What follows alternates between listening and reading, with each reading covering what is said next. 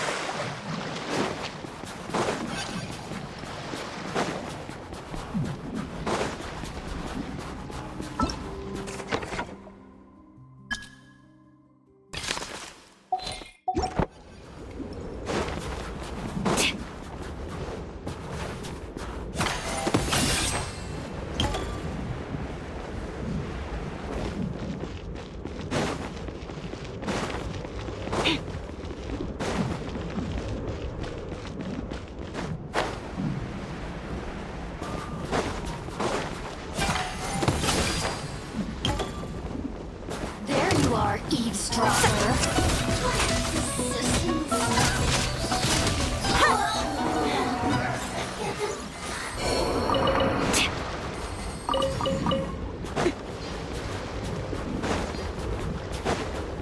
Bring it!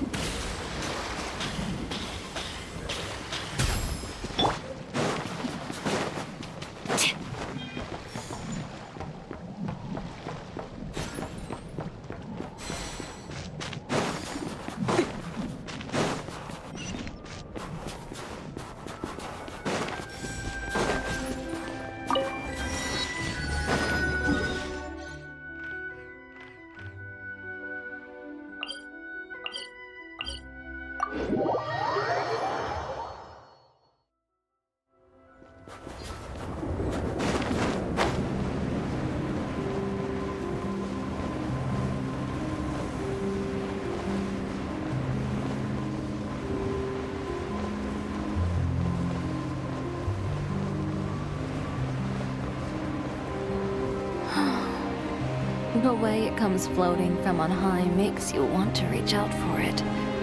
But the moment it lands on your hand, its beauty dissipates.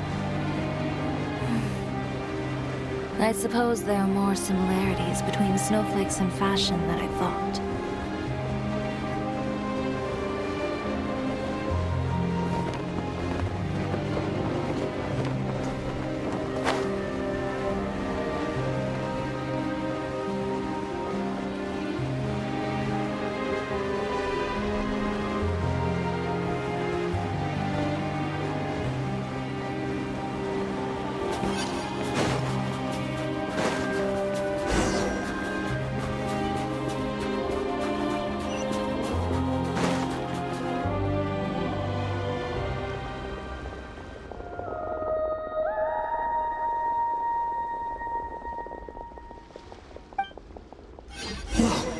Made me jump.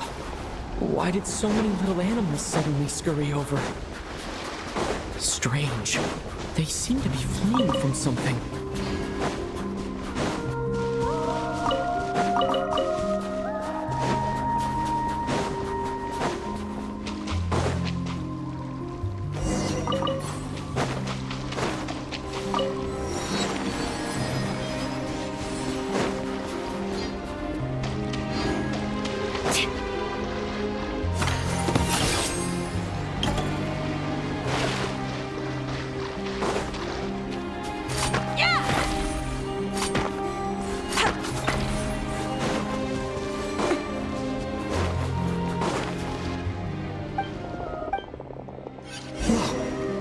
Jump. Why did so many little animals suddenly scurry? The voice seems to be coming from this hole.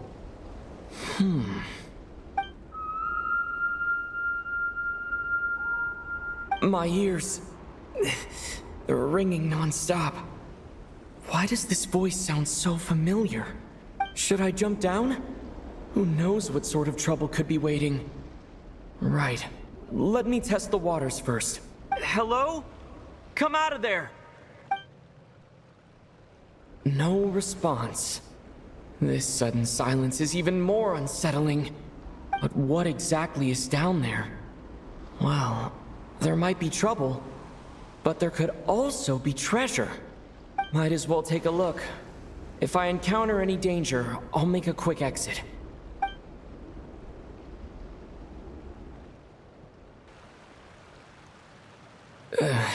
Just my luck. But looks like there's still a path ahead. Where am I?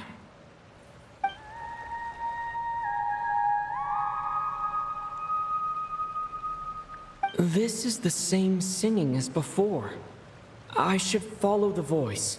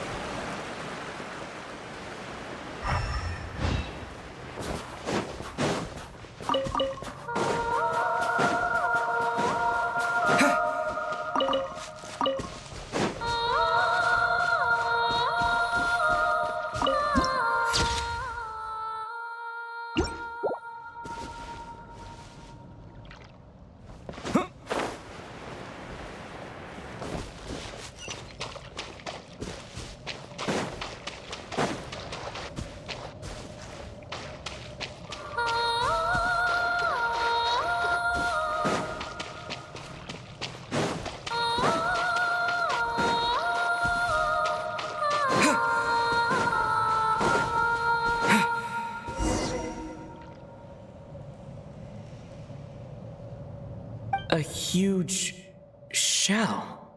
Strange. Did that song just now come from inside? Could it be a fae? Hold on. Speaking of singing fae, could it be Vodyanitsa? Hello? Anyone here? Still no response. Well, if there are mushroom gods in this world, there might as well be seashell fae. I should check it out.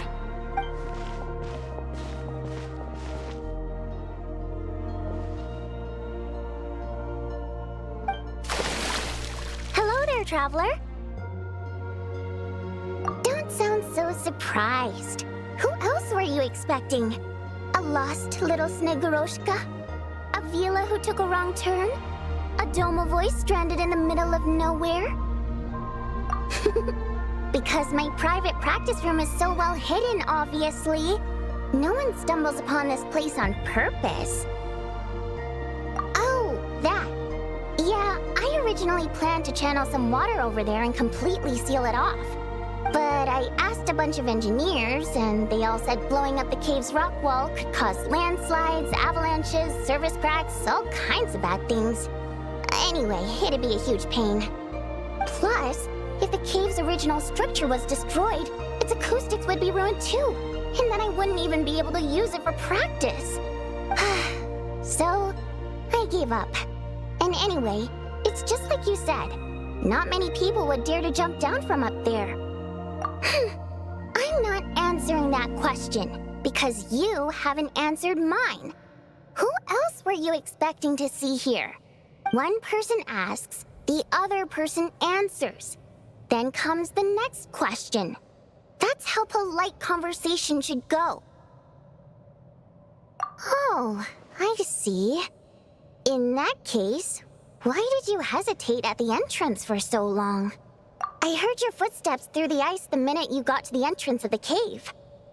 You traversed the ice wall only to fall into the water at the last moment. I heard you sputtering from here. Now, I was considering letting you have a few sips of strong liquor to warm you back up. But on second thought, spirits that have been frozen lead to intoxication too quickly. So I thought this pill would be better. It's something hunters use to warm themselves up out in the frigid wilderness. Yep, I wasn't about to watch you freeze to death after a fall like that. Go on, down it goes. Good. Now we can get back to your question. You wanted to know why I practice in a place like this, right? Well, the answer's simple. Practicing in the city would disturb people. I used to practice in the theater, doing vocal warm-ups, singing a cappella, you know, stuff like that. Letting some fresh air in always puts me in a better mood, so I would usually practice with the window open. And, well, do I even need to say how captivating my singing voice is? Every time I practiced, a huge crowd of listeners would gather down below, and they wouldn't leave until I was done. Honestly, the people were packed as tight as sardines down there. But it's not like I could do anything to help it. That said, there's another reason I don't really practice in the theater anymore. I don't exactly recall when, but one day, this young girl showed up in the crowd of people who had come to listen to me. She turned out to be quite smart. She studied my habits to the point where, at all times, she knew when and where I was going to practice. And sure enough, she'd always be there. People would even pay her to show them where I'd be, so they could be sure to grab a spot. She made quite the sum that way.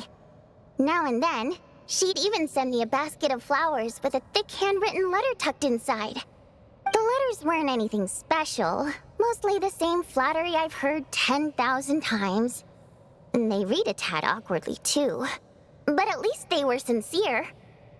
So, I'd often send her a ticket to my latest show in return.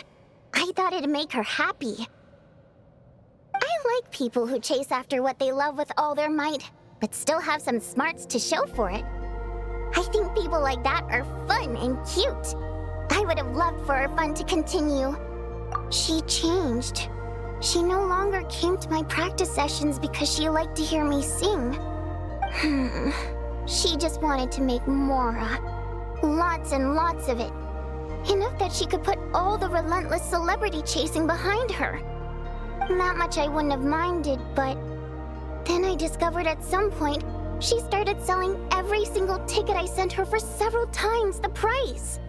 I suppose she didn't like my music anymore.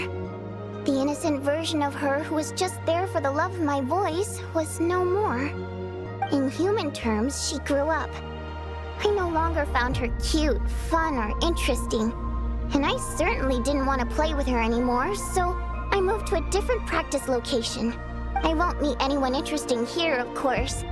But at least I can practice my singing in peace. Although, you braved the journey here now, didn't you? Freezing puddle and all. Don't even go there. It's been giving me such a headache. If the acoustics in this echo chamber were still in good shape, my voice wouldn't have come out nearly so... Precisely. Thanks, Traveler. The problem isn't the main cave structure, but the echo pillars made of prime ice. Perhaps I was practicing too hard, or my pitch was too high. But while I was practicing a few days ago, some of the pillars suddenly cracked. Honestly, all I need are a few simple prime ice pillars to replace the damaged ones, and this chamber will be pretty much back in working order. But alas, I'm terrible at making things like that. Hinting? Goodness, no. I'm shamelessly asking for your help, of course. No, it's like I said. All I heard were footsteps at the entrance. It's not like I lured you here or something. I swear. Anyway, since I have you here, there's no time to waste. Let me tell you which pillars to swap. Actually, just telling won't do. I have a better method. Shh.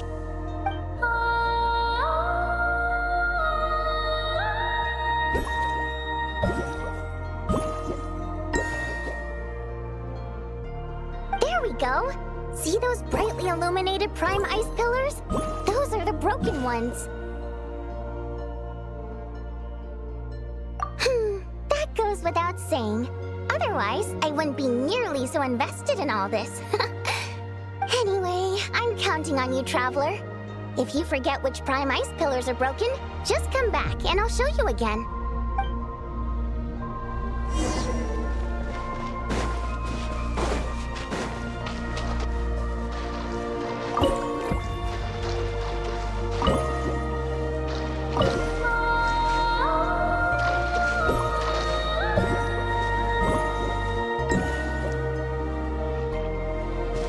Perfect! This prime ice pillar is good to go!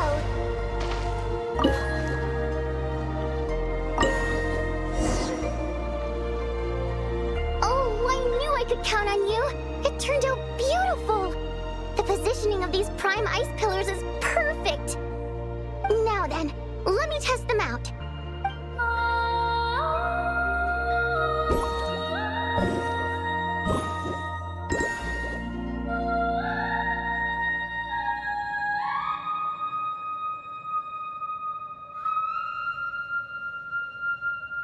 That's right! Looks like I can practice in peace for now. Since you helped me fix these prime ice pillars, allow me to sing you a little practice piece. Unnecessary. My voice is all warmed up, so I'll do some a cappella now. I'm practicing here today, and in a few days I'll head over to Roncova Zoria to do the same. I wonder if Odette and Alosha will be there. Anyway, sit back and relax. Oh, but don't close your eyes, or you might zone out and fall face first into the water.